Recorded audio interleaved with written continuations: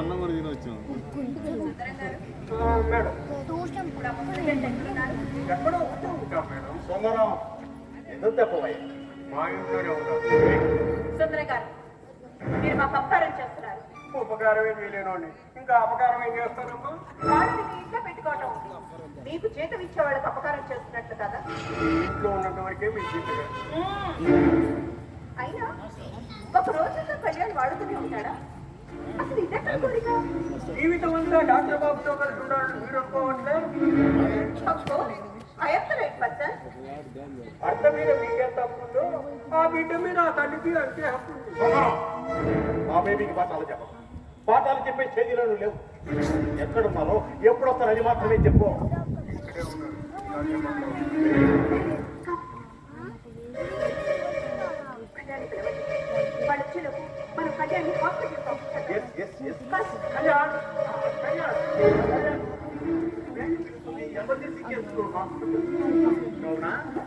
ఏంటి నువ్వు ఇంకా హాస్పిటల్కి వెళ్ళలేదా? వెళ్ళాలి. నువ్వు పెట్టిన అసిస్టెంట్ డాక్టర్లు ఇద్దరికి ఎక్స్పీరియన్స్ లేదు. పేషెంట్లు కంగారు పెడతారు. వెళ్ళి వెళ్ళి వెళ్ళి డిఆర్ ప్లీజ్.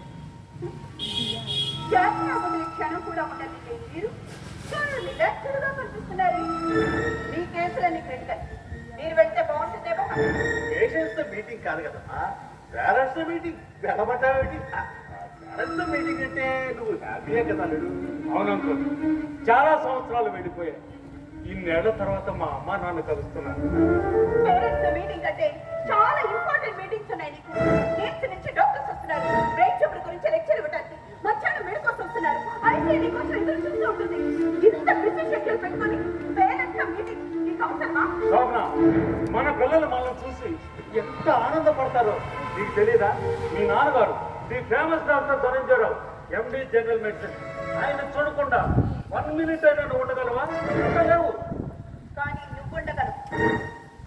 ఎన్నేళ్ళు ఉన్నావు కదా. అవును ఉన్నాను. ఎస్, నన్ను నేను అర్థం చేసుకోవాలి. Shobhana, I want some time. Think yourself, Kalyan. Ready? వాళ్ళు మన నుంచి ఏం ఆశిస్తున్నారు అది కూడా చెప్పండి. చూడండి, మీ పేరెంట్స్ చాలా చాలా పెద్దవాళ్ళు. అందుకని ఎంతైనా ఎక్స్పెక్ట్ చేయొచ్చు. You mean cash? ఎస్. 2 కోట్లు అడగచ్చు. నో, అలా అడుగుతారు అనుకోండి. అడిగితే నా వృత్తి, నా సంపాదన ఏనాడు శోభనకు అర్పితం చేశాను.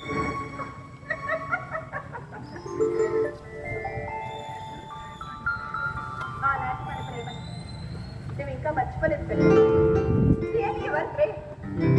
ఎక్కడో చిన్న హాస్పిటల్లో వర్క్ చేసిన వాడిని నీ ప్రేమతో నన్ను పెళ్ళాడి ఎంత కార్పొరేట్ హాస్పిటల్కి అధిపత్యం చేశాడు. ఓ పట్టగా కాకపోయినా ఓ డాక్టర్గా నీకు ఎప్పటికీ రుణపడి ఉంటాడు.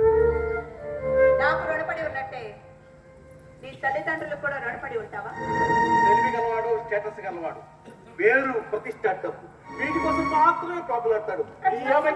కళ్యాణ్ కళ్ళ ముందు బాలికి పెంచిన తల్లి నడపడుతుంటే రాయి కూడా చలనం రావచ్చు. ఇలాగే మాట్లాడితే డాక్టర్ గారు, నన్ను మీరు ఉద్యోగంలో తీసేయలేనండి. నాలాంటి నమ్మకం మీకు దొరకద్దు. నమ్మకం కూడా తెలుసా? నేను మీకు 6 రోజుల్ని.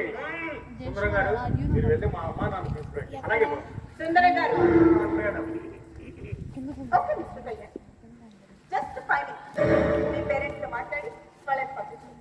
Okay baby. నేను ఇప్పుడు మీరు వెళ్ళాల్సింది సూపర్ పెడతాను.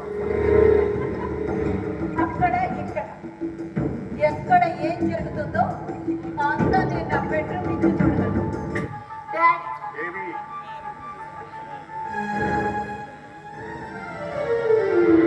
మీరు వెళ్ళి వాళ్ళని తీసుకురండి. అలాగే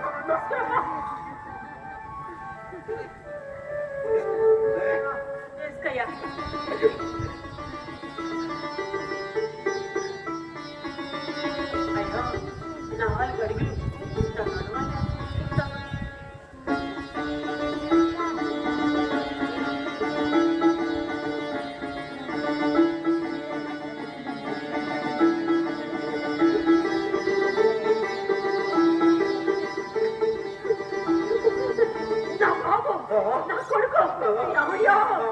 ఈ కలితల్లి కొడుకు పెద్ద డాక్టర్. నువ్వు అట్లా నడుస్తా ఉంటే రెండు కళ్ళు సాలటం లేదయ్యా.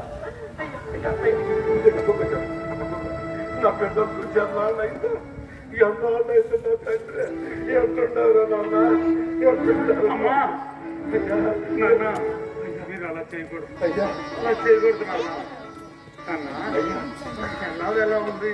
ఎల్లాలా అది చచ్చిపోయి 5 ఏళ్ళు అయిందిరా. అయ్యో గౌరీ గౌరీ గుర్తుందంటయ్యా. అదేరా ఈ సంవత్సరం రైతగలంగా చదువుకుందే గౌరీ. చినిగిపోయిన గౌరీ వేసుకొని లాస్ట్కి వస్తే నేను ఆట పట్టించేవాడిని. ఆ గౌరీగా అది ఇప్పుడు 3 బిడ్డలకు తల్లయ్యా. కనుమన్నప్పుడల్లా కళ్యాణ్ బాబు బాగున్నాడా అని అడుగుతుంది. 3 పిల్లలా? ఆయన ఏం చేస్తుంటాడు? ఏం చేస్తాడా? కళ్ళు చేస్తా ఉంటాడు. నాకు మాత్రం పోస్తాడు, కళ్ళు పోస్తాడు. భలే మర్చిపోతాడు. నేను సాంబడు పూజారి గారి తోటలో దొంగతనంగా జాగలు పెట్టుకెళ్ళి మందు వేసుకొని కాల్చుకు తినేవాడు. ఆ సాంబడు ఎంత పెద్ద తాడి చెట్టు అయినా సరే ఒక్క నిమిషంలోకి పెద్ద కెల తెచ్చి నాకు ఇచ్చేవాడు. ఇద్దరం కలిసి పూజలు తినేవాడు. భలే ఉండేది లేదు. ఆడు పుట్టోడు ఉండాలి నాన్న. పుట్టోడా? అయ్యా గడువు కొట్టు మీద ఇప్పటికే మామిడి చెట్లు ఉన్నాయా? ఆ గడువు కొట్టు లేవు, మామిడి చెట్లు లేవు అయ్యా. సిద్ధిరి గారి చెట్టు ఎక్కి మామిడికాయలు కలిసి నాకు ఇచ్చేవాడు. పువ్వులు తిన్న తర్వాత అది అరగటానికి మంచి మామిడికాయ మొక్కలు తినేవాడు. అయ్యా మన పొలం ఎంత ఉంది? పొలమా? అప్పుడు ఎకరం అమ్మేసాము, ఇప్పుడు 1 ఎకరం ఉంది. ఎందుకంట ఆ పంట మీకు సరిపోతుందా? సరిపోయిందా? నాన్న 1 ఎకరానికి 20 బత్తాలు ఒడ్డు పండుతాయి కిందానికి.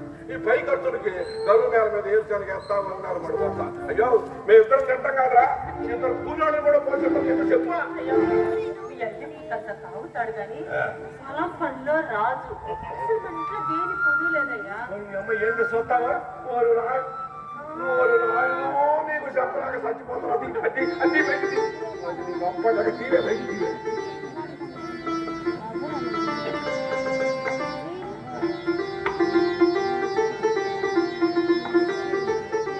ఓడిపోయినా అదే చూపించారమ్మ. ఇక్కడికి 4 ఏళ్ళు కట్టపడి బిగించిన డబ్బుతో ఈ గొలుసు నీ కోసం చేయించావురా.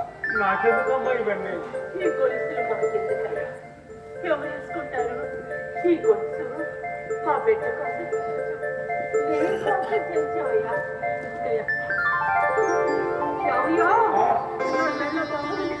బ్రహ్మాండంగా ఉందే అమ్మా. నా కోసం నాకు అన్నీ ఉన్నాయి. ఆస్తి, ఐశ్వర్యం, గౌరవం అన్నీ ఉన్నాయి. కానీ నాలో ఏదో లోపించింది. ఏదో అవన్నీ తర్వాత మాట్లాడలే కానీ ముందు కూతురా. అయ్యా అమ్మ ఏం చేస్తావు? అది ఆయనో నీకు చెప్పలేవే. నీ చిన్నప్పుడు అమ్మ మెరుగుతుండే పల్లెలు ఆరబెట్టి బళ్ళో నుంచి రాగానే పళ్ళ మీద ఎగబడి తినేవాడి గుర్తుంది. అయ్యా చక్కలు చేసి డబ్బాలో పెడితే డబ్బా గుర్తుంది. చెక్కలన్నా చుండులన్నా నాకు చాలా ఇష్టం.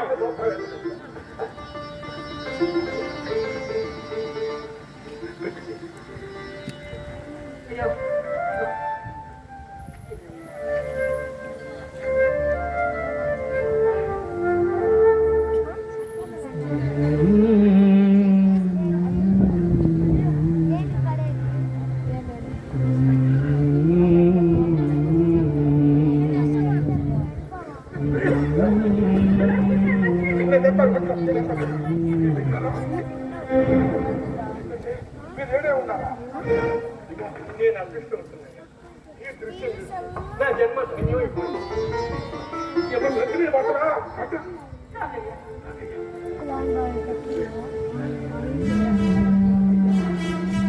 ఏమేడు ఉంటే టైం అయిపోయింది. ఎవరా? లేదు నాన్న, ఇంకా టైం ఉంది. టైం ఉందా? టైం అయిపోయింది. ఏంటి పెట్టాడు అలా చూస్తున్నావు? వాడిని పంపించి సాయంత్రం వరకు టైం ఉంది. హాస్పిటల్ నీ పని చూసుకో. పని చూసుకొని నాకే చెప్తున్నావా? ఎప్పుడైనా ఇలా మాట్లాడావా? అసలు ఎవరిని చూసుకొని నీకు ఇంత ధైర్యం? వాయిస్ పెంచకుండా వెళ్ళు. మీ వాళ్ళతో ముచ్చట్లు ఇంకా తీరలేదా? ఇవి ముచ్చట్లు కాదు శోభన, జ్ఞాపకాలు. అయినా పట్టణం దాని నీకు తెలియలే, నువ్వు వెళ్ళు. అవును, పల్లెటూరు పోయింది. ఎక్కడికి పోతాయి నీ గుర్తులు? ఏంటి శోభన, వాళ్ళు ఉండేది ఇంకొద్దిసేపు. ఈ కొద్దిసేపు నేను వాళ్ళతోనే ఉంటాను. ఉండు, వాడుతూనే ఉండు, జీవితాంతం వాడుతూనే ఉండు. ప్రేమ మొక్కుకుంటుంది, నా మాట మీద గౌరవం లేదన్నమాట. అల్లుడు, ఈ తల్లి పిలుపు కోసం మా పిచ్చి బేబీని బాధపడతావా? I don't accept this. I don't accept this, baby. 30 people నా పేరెంట్స్ అయితే మరి మీరు 30 creatures. కళ్యాణ్, మమ్మల్ని ఒక్క మాట అనే రైట్ నీకు లేదు. మమ్మల్ని మీరు పోట్లాడుకోవద్దు. వెళ్ళిపోతామమ్మా, వెళ్ళిపోతాం. ఈ సలహాలు మాకేం అవసరం లేదు. అసలు మిమ్మల్ని చూసుకునేగా చిత్తగాడు ఇలా రెచ్చిపోతున్నాడు. శోభన, శృతి మించి మాట్లాడుతున్నావు. నాకే వేలు చూపిస్తావా? పట్టిలో ఉండాల్సి నిన్న మాణిక్యాన్ని చేశాను. అంతస్తులో కూర్చోబెట్టి సేకరించిపోతున్నావు. నన్ను అంతస్తులో కూర్చోబెట్టింది నువ్వు కాదు శోభన, నా చదువు. ఒక్కసారి, ఒకే ఒక్కసారి నా హాస్పిటల్ వదిలి బయటికి వెళ్ళి చూడు. నీ బ్రతికేమిటో తెలుస్తుంది. శోభన! డాక్టర్ బాబు కోడలు పిల్ల చెప్పింది నిజమే. వాళ్ళకు కానీ నువ్వు గొప్పవాడు అయ్యావు. అమ్మా, మీ ఇద్దరు మాట్లాడుకుంటుంటే నేను చూడలేదమ్మా. వెళ్ళిపోతామమ్మా, వెళ్ళిపోతాం. ఈ సలహా నాకేం అక్కర్లేదు. బాబా, మాటే తల్లి. బిడ్డను చూడాలనుకోవటం తప్పే. ఒక్క పాది కొడుకును చూపించు అంటే తీసుకొచ్చా. తప్పు నాదే తల్లి, తప్పు నాదే. జబ్బులు రావటం పోవటం మేము ప్రతిరోజు చూస్తున్నది.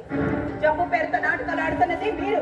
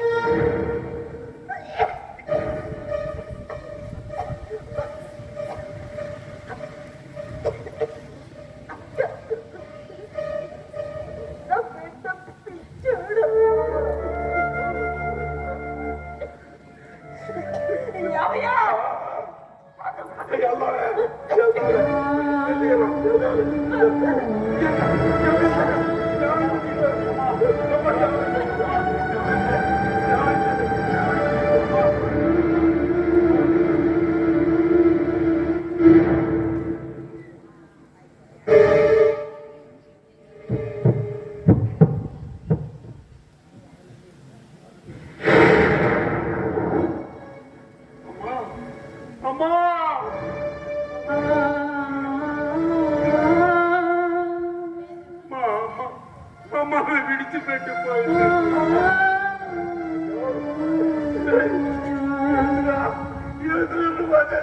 అమ్మ చనిపోయింది. అమ్మ చచ్చిపోదురా, అది చచ్చిపోదురా. వదిలి ఎవరినాయే మనం రెండు బాధాయే. కొడుకును చూడాలి చూడాలి అన్నా ఆడి చేతిలో పోవడానికి ఎడకొచ్చింది.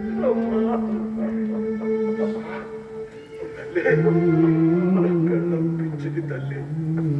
కాపురానికి వచ్చిన కాడ నుంచి పొలం పని, ఇంటి పని, బొమ్మ పని, పొద్దున్నే మొత్తం లాగి తాపించేది. మధ్యాహ్నానికల్లా కొంచెం నిండా అన్నం పెట్టి పొండు మిరపకాయలు పచ్చడేసి ఇంకా నాకెవరు పెడతారు? నీ అమ్మలే మనం వెళ్ళిపోదాం. అయ్యా అయ్యా డాక్టర్ బాబు, సీతా సావిత్రి దేవతలు ఏడుంటారో తెలవదు కానీ నా పెండం లాంటి సీతా సావిత్రులు లక్షల మంది గ్రామాల్లో ఉన్నామయ్యా. వచ్చాయి